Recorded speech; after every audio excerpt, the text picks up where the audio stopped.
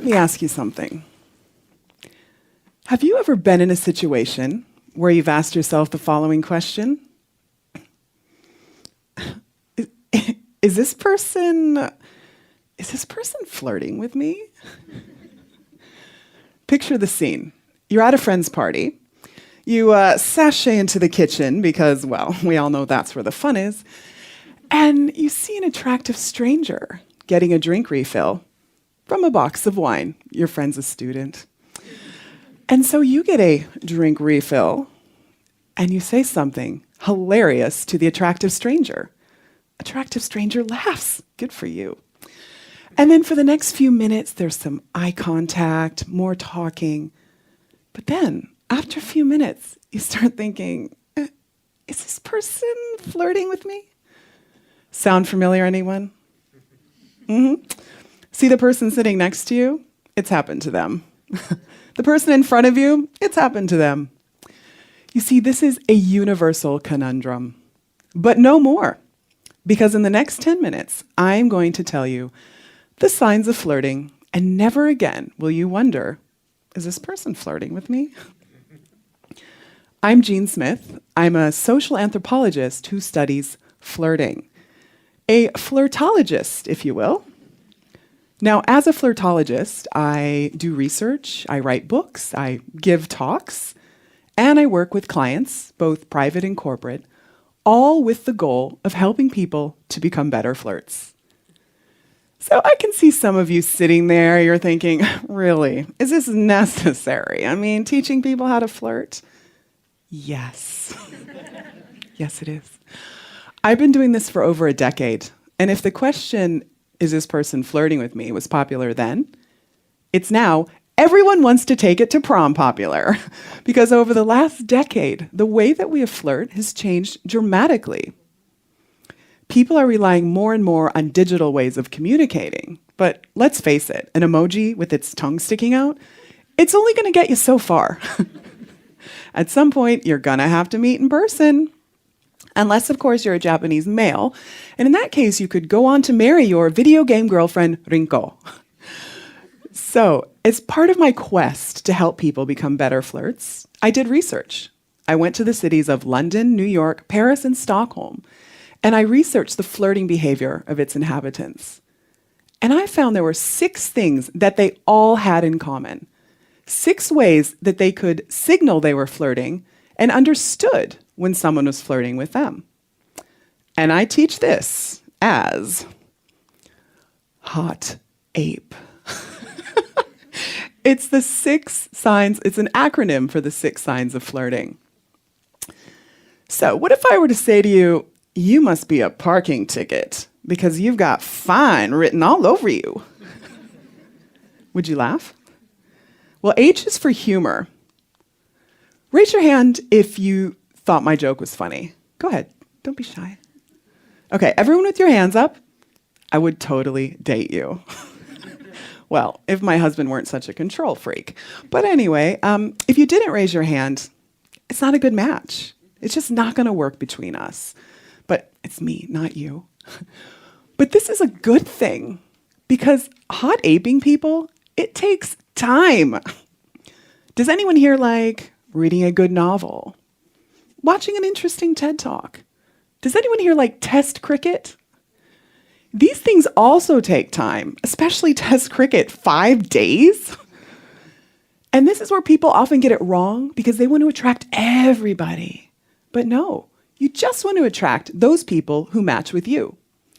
And that's why humor, specifically a shared sense of humor, is really important for helping you to differentiate between your potential hot apes and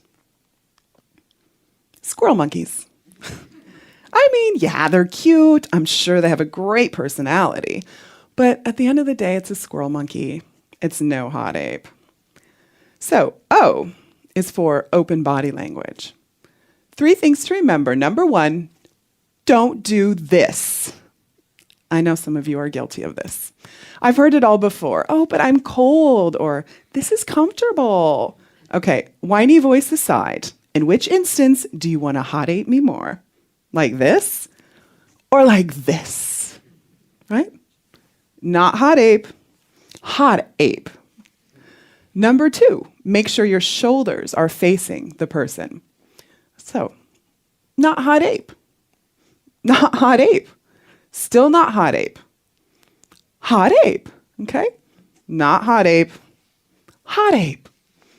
Now, the third, this is the most important, and I'm only telling you guys, this is a really good one. To see if someone's interested, look at the direction in which their feet are pointing. So if their feet are pointing at you, good sign. If they're kind of out to the side, it means they're planning their escape route. The further away our limbs are from our brain, the harder it is for us to control them. So, Shakira, I know you say the hips don't lie, but the flirtologist is here to say the feet don't lie. T is for touch. Like humor, touch also has a positive physiological response on our body. Now, as a general rule, shoulder is a safe place to touch, but as you go down the arm towards the hands, the touch gets more intimate. That's why I recommend everyone should kind of tap the hand and say something like, "Oh, you're so funny." People seem to love that stuff. Okay. Oh, another place that would be nice to touch would be just here at the top of the back between the shoulder blades. Perhaps if you're passing by, you can give a light touch. Now, of all of the flirting signs, people seem to be the most wary about using touch. As one of my clients said, well, the other signs you can get away with, but when it comes to touch, you're culpable. But touch can get you out of the friend zone, and it can also show someone that you're interested. And as long as you remember, I like test cricket, it lasts 5 days, I don't have time to hot ape with everyone, then if the person doesn't respond positively, you can try someone else. A is for attention. This one might seem obvious. The more attention someone is paying you, the more they like you. But the problem is, once you're in the interaction, it's really hard to be objective. Which is why in anthropology, we have a methodology. It's called participant observation. And I think this could be a really useful tool for you to use in flirting. It means that you're participating, you're in the interaction, but you're not so in it that you can't observe. So if you were to, for example, touch and say something and see the other person blush, it means that you're not so self-conscious that you can't observe the effect that you're having on the other person. And that, my friends, is when the flirting gets really fun. P is for proximity. Now, proximity was used in 2 ways. The first, if you see someone across the room and then all of a sudden they're next to your side, this is not a coincidence. It means they like what they see and they must explore further. The other way proximity was used is when you're actually in the interaction, they're standing closer than usual. So if you're attracted, great. If you're not, they're in your space. So the last of the flirting signs is the most important. Can anyone guess what it is? Thank you. It's eye contact. This was the #1 way that people could understand someone was flirting with them and the difference between friendly and flirting. So in flirting eye contact, the gaze happened more often. It was held for a longer amount of time, and it was more intense. So using these signs, humor, open body language, touch, attention, proximity, eye contact, you can recognize when someone's flirting with you. And as a general rule, the more signs, the better. Now, my favorite story of hot ape being used in the field was relayed to me by one of my clients. She had shared hot ape with all of her friends. And one night they went out hot aping guys. And one of her friends was making eye contact with a guy at the bar. And she went over and spoke with him. And she came back a few minutes later, a bit dejected. And my client said, "Well, what happened? What happened?" And she's like, "Nothing." "Well, did you hot ape it?" She's like, yeah. And so then they started going through the signs. "Well, did you use humor?" She's like, yeah. "What about open body language? You didn't do this like you usually do, did you?" No.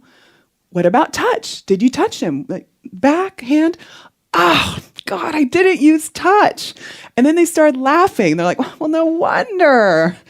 And what normally could have been a situation of dejection or, feeling bad, it just turned into a fun game. And this is the power of Hot Ape, because it turns flirting into what it should be. It's something fun, easy. It's not a big deal. And when we think about flirting like this, it totally changes our paradigm of rejection. And in situations where we're often feeling self-conscious or a bit nervous, we have scientific tools to help us remember what to do. And finally, it makes it not about us. It's a checklist. It's tasks. It's things to do, rather than how we often see flirting, which is a stranger's evaluation of our worth. So now you know the signs of flirting, and I encourage you to not just recognize, but be proactive, because these signs also use for you to express interest. And this is my challenge to you. Forget about the game, forget about the rules, be genuine, take action, and go hot ape someone.